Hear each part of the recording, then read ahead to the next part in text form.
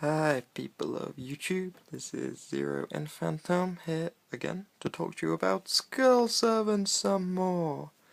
This time I'm gonna do a brief profile of my Reels World Skull Servant deck. It's not completely finished in my opinion, but yeah, I'll show you mine. So we'll start with the skulls themselves. I run 3 King of the Skull Servant. It is the boss monster of the deck, the heart and soul, the muscle, pretty much the core strategy. So yep, 3 of that. I actually run 3 of the Skull Servants. A lot of people only run 2, some only even run 1, but I go all out there. I've got 2 White Prince. For those who don't know, White Prince is amazing. He's obviously a key part of that combo I showed you yesterday. He lets the deck mill a lot quicker than it has ever done in the past, and he acts as a way of summoning into King. 3 becomes redundant though, because you can reuse the same ones for multiple mills, and a lot of people only run 2 Skull Servant, and you can only mill as many times with him as you have Skull Servants to mill, so you can actually run out of targets. I run 3 White Mare as well. White Mare's very good when you're banishing, when you're using Prince heavily, because he helps you get back some of those cards you throw away. And I run 3 copies of the Lady in White, who's probably statistically one of the best skulls, but is a pure defense monster. The protection she gives though is really second to none. Moving away into my non-Skull Servant monsters. 3 Mathematician. If you watched my other video, you know why. He's very important. And where I lose a lot of people is with this next part, because I actually run 2 Ice Hand and 2 Fire Hand. They don't directly contribute to the core strategy of his deck, but they create a solution for a lot of problems I encountered. Cards like Judgment Dragon and Exton Knight, it was very hard for this deck to recover to those, so I wanted to have some answers, plus Skill Drain, Shadowing, Prisoning Mirror, stuff like that just became a little too common. So I diversified a bit, and it's worked out so well so far in testing. That's all my monsters. I guess we'll do traps next.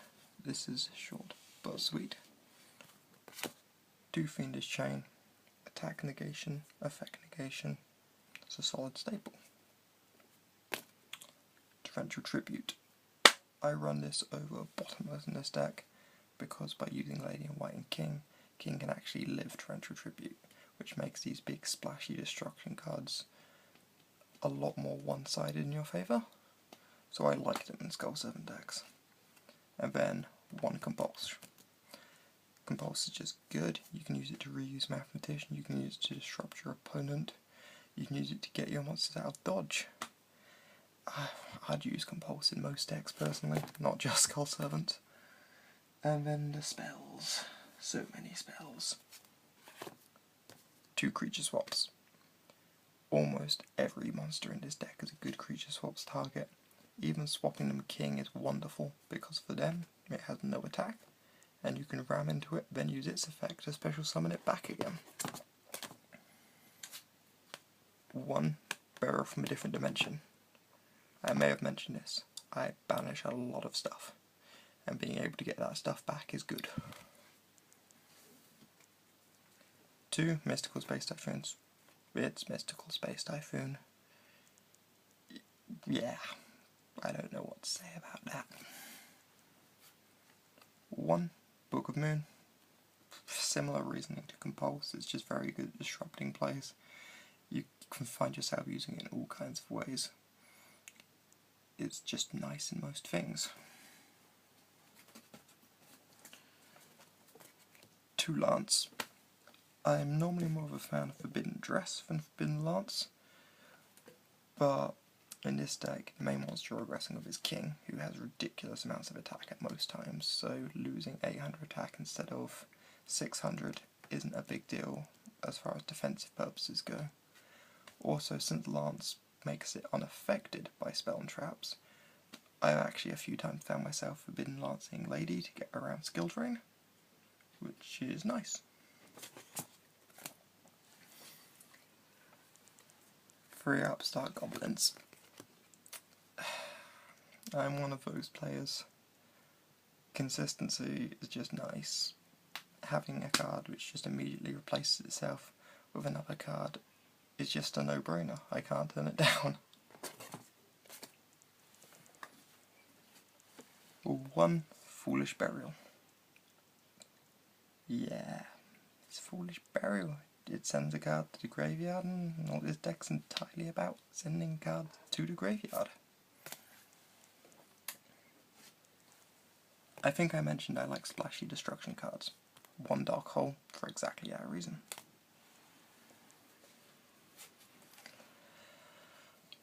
One Book of Life. I used to run many more than one Book of Life, but it wasn't live enough. In the early game, when I want to make a lot of my combo plays, I couldn't banish their stuff, I couldn't use this card. Which is why I also run one Soul Charge. It's a bit weird in this deck because you don't set up those crazy indestructible fields, but the setup moves you get off with, like this Mathematician, it's good in its own way. Yeah, try it. If you're a Skull Servant player and you've turned away from this card before, try it. You might like it. And then we move on to the extra deck. So, this is where I feel somewhat lacking at the moment, but I'll show you what I got. I run 3, not 1, not 2, but 3 Ghost Trick Dullahan. His effect is nice, sort of, you know. Being able to weaken monsters on the field to get through is good, but he's largely in there just because he has an effect I can immediately use for cycling White Princes. You could use some Rody Soldier, but Ghost Trick Dullahan's a bit more aggressive and he can actually help you in other ways as well. Plus Ghost Trick Dullahans, when they're destroyed, will return other Ghost Trick cards, which in this case is other Ghost Trick Dullahans, so you'll never run out, which is kind of nice. I run 2 Slacker Magicians.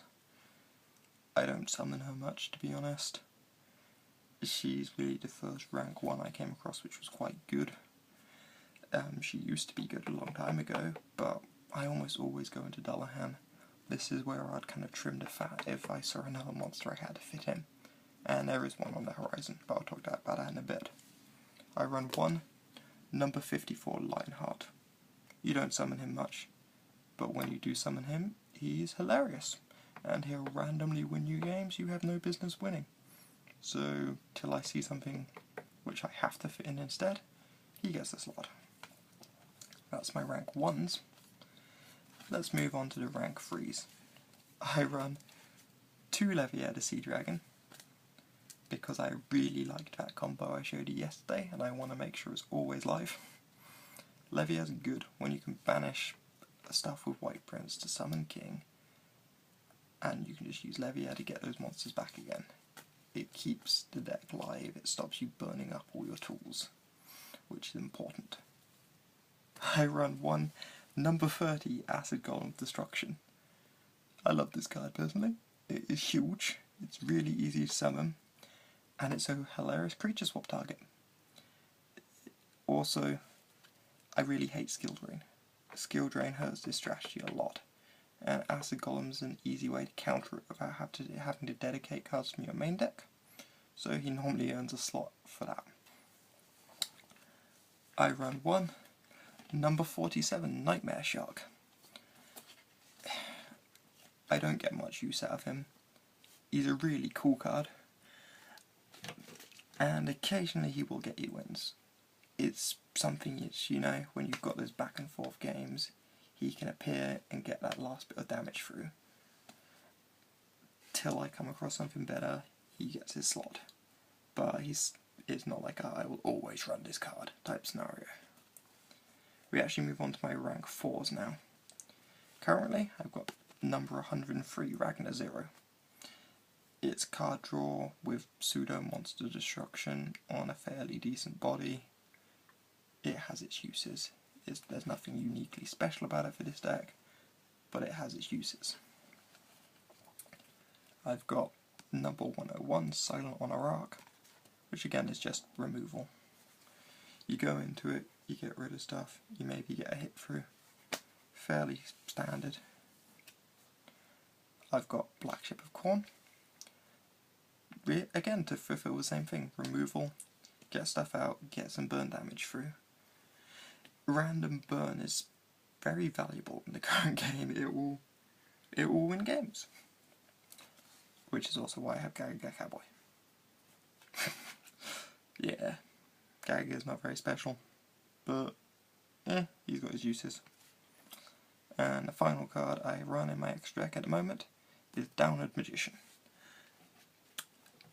She's an interesting one. She's mostly there so that after I brought out Dullahan and I've used his effect a few times, I can get rid of him and turn him into something a bit more powerful. But she's also important for a play I want to add into this deck once the relevant cards are released, which I believe is in the next set. We're supposed to get number F0, Future King Hope. And Downard, you can use you can use rank 1, 2 or 3 monsters as material to make. So she can act as a means for setting up your material to go into Future King Hope, which just adds a whole other kind of thing you can do in this deck. You know, if the whole Skull strategy just goes a bit south, you can go Future King Hope and play it that way. Or you can use the two in cooperation with each other. I've tested it a bit online and it seems very promising. So yeah, that's something I want to explore with this deck in the future. But yeah, that right there is currently how my lovely Skull Servant deck is looking. Generally, I'm quite happy with it. Of course, nothing is ever finished, and I'm sure I'll find ways of making it stronger yet. For those who have stayed to the end, you're awesome people. See you around.